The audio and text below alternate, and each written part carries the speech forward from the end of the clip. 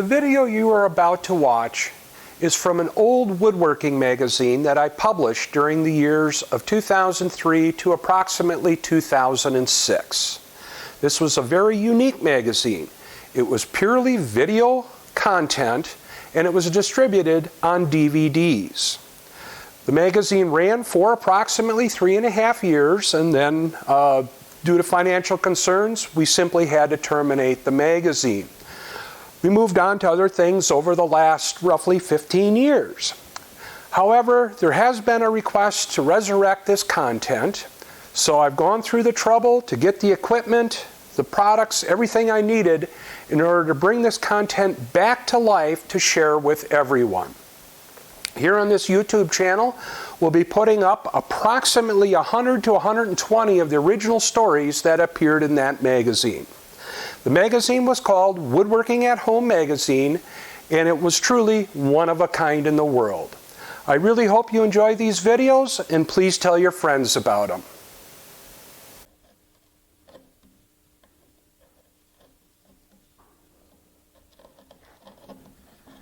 For this issue's time saver, we're going to be showing you how to construct this handy auxiliary workbench. Now it's designed to fit on top of your standard workbench and bring some of the smaller, more intricate work up to a comfortable height. And of course that saves on some back. Now we've incorporated an integral clamp with it that sits flush on the workbench top. We've also incorporated a drawer for storing some of your accessories.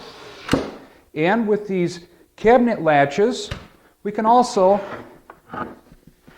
carry it around as if it were a briefcase.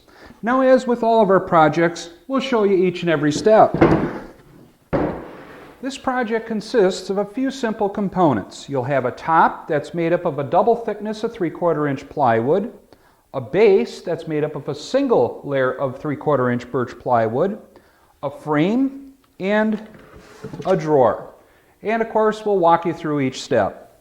I got started on the auxiliary bench by first ripping and cross-cutting 3 pieces that will serve one as the base, and all we have to do is rip and cross-cut that one to size, and then 2 pieces that will serve as the top. And I've ripped and cross-cut those about 1 inch oversize. After we laminate them together, we'll go ahead and cut them up to their appropriate size. Now I'll be laminating these together using standard yellow woodworking glue. Being a lamination, you do want to make sure that you get 100% glue coverage on these pieces. Now we'll take the mating piece, lay it on top, and line up the edges as best we can, and clamp it up with some cauls. For the frame pieces, we're going to need 3 pieces that are 4.5 inches wide, and I'll rip those out of 3/4 inch birch plywood.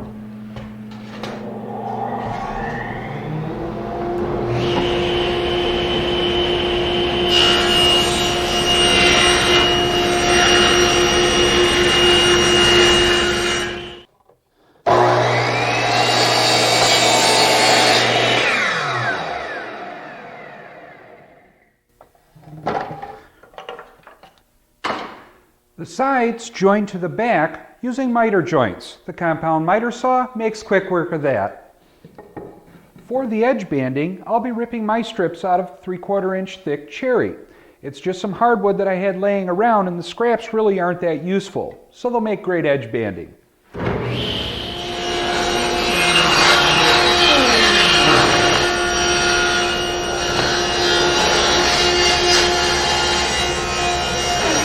To cut the edge banding, I like to get a miter on one of my pieces first, and then I clamp that onto the board that I'm edge banding. Then I'll take my second piece, bring it up tight with that miter at this end, and then I can carefully mark the other end where we need to cut the overall length off to.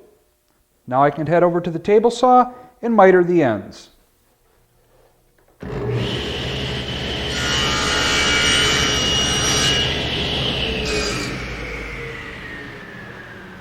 And with the miter joint cut, we can go ahead and apply some glue and tack it in place with some 1¼ inch brads.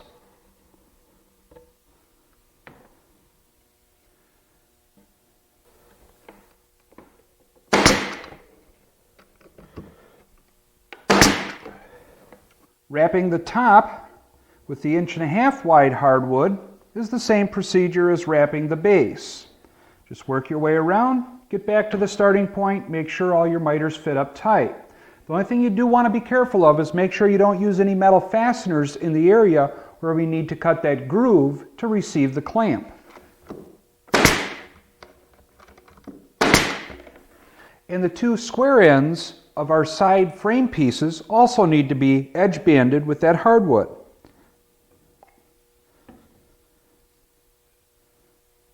And again, be careful of where you drive the brads in, because we do have to put some screws in here later on.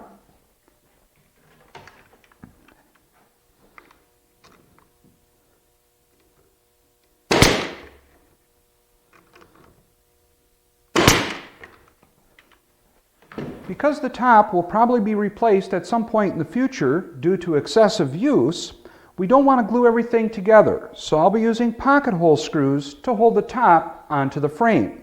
These pocket hole screws get drilled on the inside surface of the frame side pieces. To drill them, I'll be using my Craig pocket hole jig.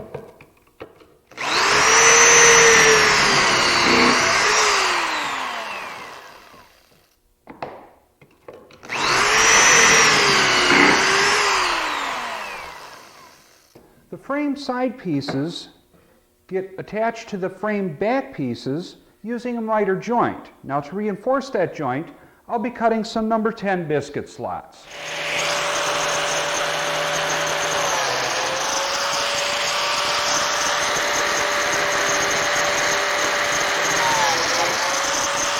Pre-assembly of the frame will require a little bit of glue along each of the miter joints and in the biscuit slots. Put in a couple of biscuits. Again, these are number 10s. On miters, I like to work with the number 10 biscuit. And there's really no way to clamp this up effectively, so literally what I'm going to do is tape the joint until the glue has a chance to set up. Now, I did cut off a length of scrap material here to act as a spacer to keep the width just right while we're gluing everything up and waiting for that glue to dry. Just using 2" wide masking tape, I get it stuck on one surface, and then I pull the joint together and pull on the tape to get a little stretch in it, and then attach it to the other side. And that pulls the joint together pretty good and tight. Got a clamp on here holding against that spacer, and we'll check it for square.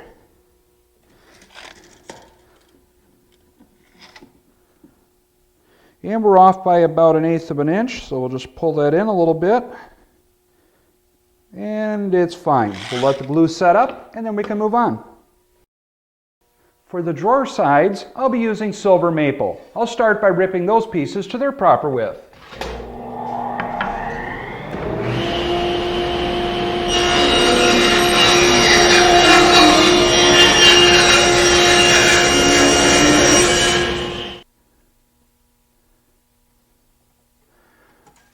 When cutting off the sides and fronts and backs of your drawers, make sure that you get the opposing sides all of equal lengths. That way you can be assured of a nice square glue up when you assemble your box.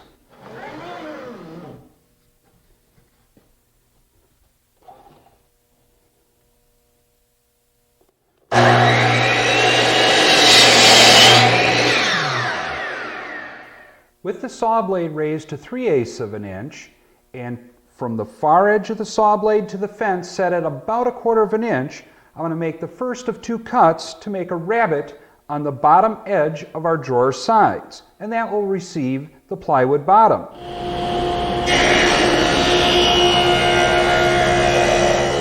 With the saw blade up at 1/4 inch, the rip fence set at 3/8 inch, we can finish making our rabbet cut. I'm also using a feather board to help keep our board that we're cutting tight against the fence.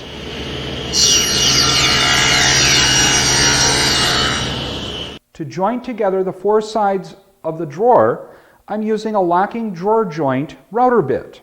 Now, this particular model from Whiteside Machine requires that 7/16 inch of it be exposed from the fence, and that you raise it up about 5/16 inch. And then you take a couple of test cuts to make sure that everything fits up right.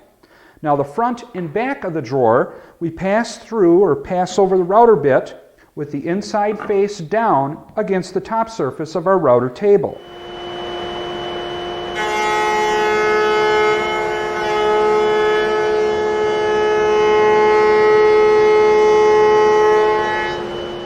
As you just saw, we took our cuts for our front and back of the drawer pieces with the inside face down against the router table. For the sides, we pass the board over the router bit on edge with the inside face against the fence, and we just pass it over. Now, of course, use a push block or some other guide block method to help stabilize the workpiece.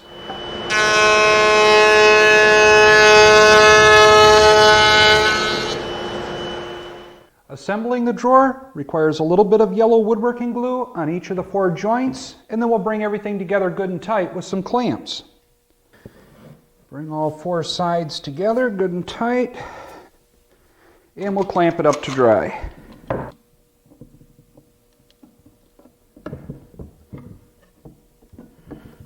Now you may be wondering why we decided to go with a rabbet instead of the traditional dado to hold our drawer bottom.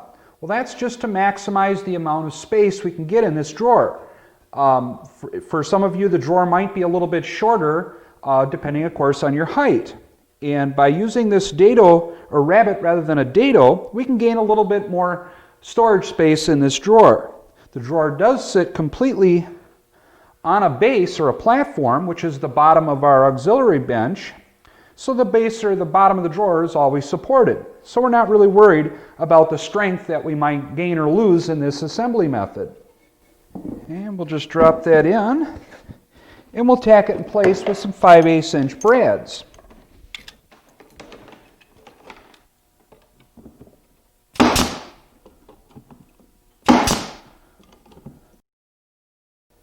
We'll be using one of these straight edge clamps for our auxiliary carving bench. Now, in order to mount that in so that it's flush, we need to cut a groove across the top. So I've set my stacked dado head cutter to this height equal to the thickness of this clamp, and I've set my rip fence at 6 inches. Because it's so wide, I'll have to take a number of passes.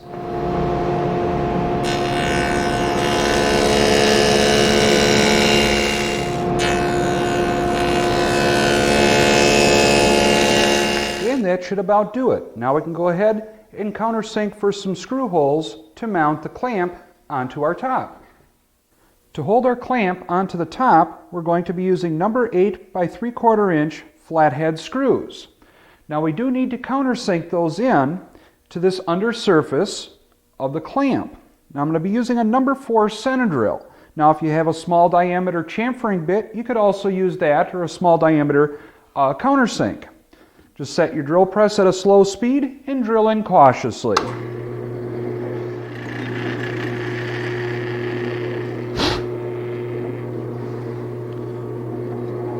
And we'll need to drill about 6 holes.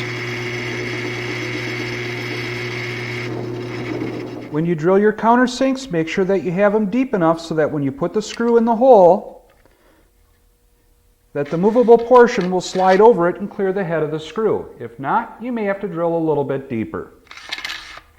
With the top upside down on my workbench, and this being the front edge, we're ready now to fasten on our frame.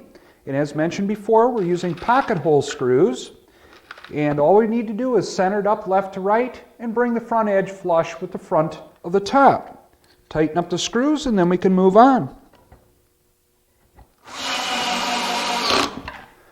We'll be using number 6 by 1.5 inch long wood screws to fasten our base onto the frame. And we'll just go straight through from the bottom up into the frame. So first I'll go through and drill some pilot holes along with some countersinks.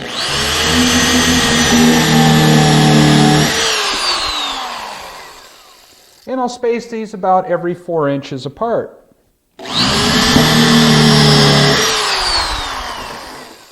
To help prevent the frame from splitting as we drive in the screws, I'll pre-drill with an 1/8 inch drill.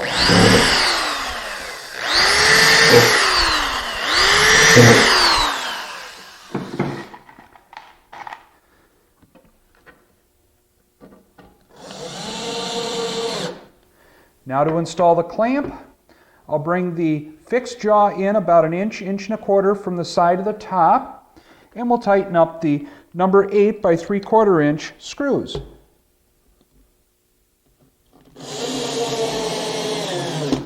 And now it's time to mount up the hardware. You do want to pick a nice pole that's comfortable to your hand because we can carry this like a briefcase. Next, we want to install a couple cupboard catches, one on each side, to help hold the drawer closed while we're carrying it.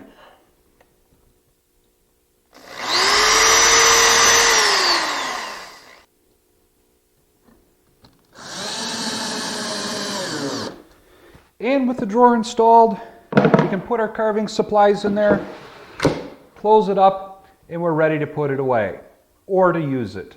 That wraps up this project's time saver, or perhaps we should call it back saver. I'm Chris DeHut. Thanks for watching. I sincerely hope you enjoyed watching this video. If you truly enjoyed it, please help us share this information with the rest of the communities. Please hit the subscribe button, give us a big thumbs up, and be sure to tell your friends about this channel. Thanks again for watching.